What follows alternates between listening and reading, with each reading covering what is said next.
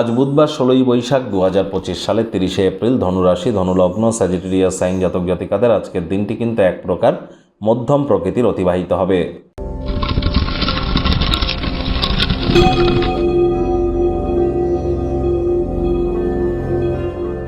ভিডিওটির শুরুতেই আপনাদের সকলকে রাজযোগ চ্যানেলের তরফ থেকে অক্ষয় তৃতীয়ার হার্দিক শুভেচ্ছা ও অভিনন্দন রইল। আজ এই অক্ষয় তৃতীয়ার দিন আপনারা অবশ্যই দেবী মহালক্ষ্মীর নাম জপ করতে যেন ভুলবেন না এবং হরি বিষ্ণুর। আপনারা কোনো কিছু না পারলে দেবী মহালক্ষ্মীর উদ্দেশ্যে বলুন ওম শ্রী মহালক্ষ্মী চ বিদ্মহে বিষ্ণু পত্নাই চ ধীমহি তন্নো লক্ষ্মী প্রচোদয়াৎ। এটি আপনারা 108 বার জপ করুন না।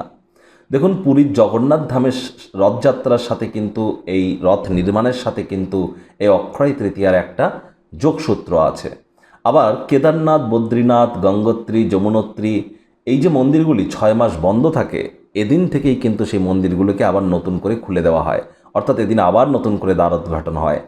এই অক্ষয় তৃতীয়ার দিন ঘর বাড়ি পরিষ্কার পরিচ্ছন্ন করুন, ভাগ্যে সমৃদ্ধি আসবে। দান ধ্যান করুন, খাদ্যদ্রব্য, বস্ত্র এসব গরিব অভাবীদের মধ্যে দান করুন। তবে কালো রঙের কোনো জিনিস, প্লাস্টিকের কোনো জিনিস, লোহার কোনো জিনিস না দান করতে আছে, না দান হিসাবে নিতে আছে, এটি কিন্তু আমাদেরকে মাথায় রাখতে হবে।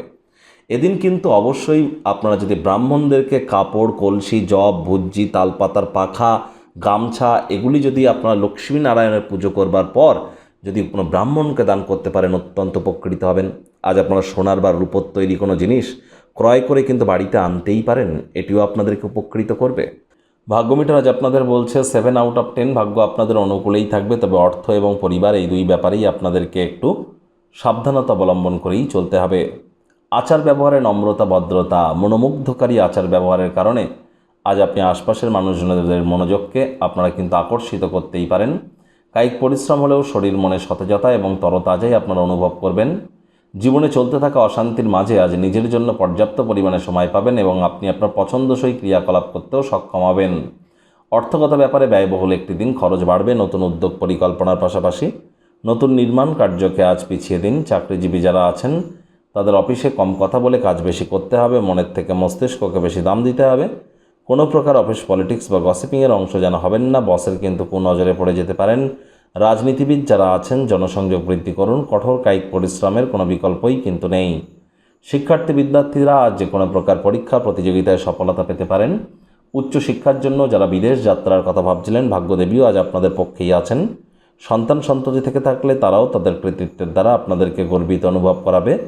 হাউস ওয়াইফদের জন্য দিনটি এক প্রকার বেশ। গৃহের কর্ম সম্পূর্ণ করবার পর নিজের জন্য পর্যাপ্ত পরিমাণে সময় সুযোগ আপনারা পেয়ে যাবেন।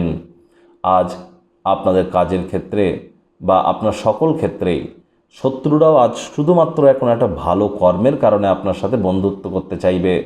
ভালোবাসার মানুষটির সাথে ক্যান্ডেল লাইট ডিনারে কিন্তু আপনারা যেতেই পারেন। আজ স্বামী স্ত্রী তাদের তরফ থেকে আপনারা বিশেষ মনোযোগ কিন্তু প্রাপ্তি করতে পারেন। প্রেমিক প্রেমিকা স্বামী স্ত্রী যুগল দিনটিকে যতটা সম্ভব রোম্যান্টিক করে তোলা যায় সেই প্রচেষ্টাই আপনাদের জারি রাখা উচিত। অবিবাহিতদের বিবাহের যোগ থাকছে।